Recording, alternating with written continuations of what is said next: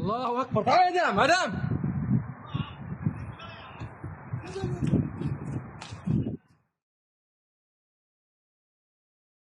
Iran menyatakan bahwa serangan balasan terhadap Israel tidak hanya menimbulkan kerusakan besar di Tel Aviv.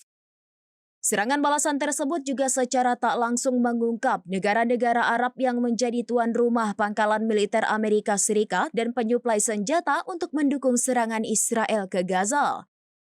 Dalam pernyataannya, Teheran menyebut 8 negara Arab yakni Yordania, Arab Saudi, Kuwait, Bahrain, Qatar, Uni Emirat Arab, Oman serta Suriah dan Irak telah mengizinkan kehadiran pangkalan Amerika Serikat.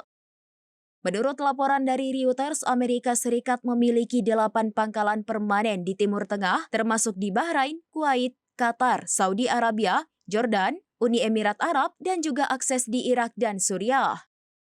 Di Qatar, pangkalan Al-Udeid disebut khusus menjadi sasaran rudal Iran pada 23 Juni, sementara beberapa fasilitas di Irak dan Suriah diproyeksikan sebagai target.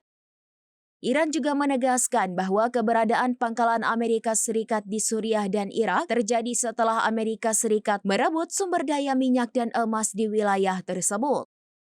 Beda halnya dari 7 negara Arab lainnya yang menyediakan pangkalan secara sukarela. Klaim Iran ini belum sepenuhnya dikonfirmasi oleh para pemimpin negara Arab terkait. Namun serangan rudal terhadap Al-Udeid di Qatar dianggap sebagai langkah simbolis, di mana sekaligus membuktikan bagaimana pangkalan-pangkalan di negara-negara Arab tersebut digunakan dalam operasi militer mendukung Israel. الله أكبر. تعال يا مدام.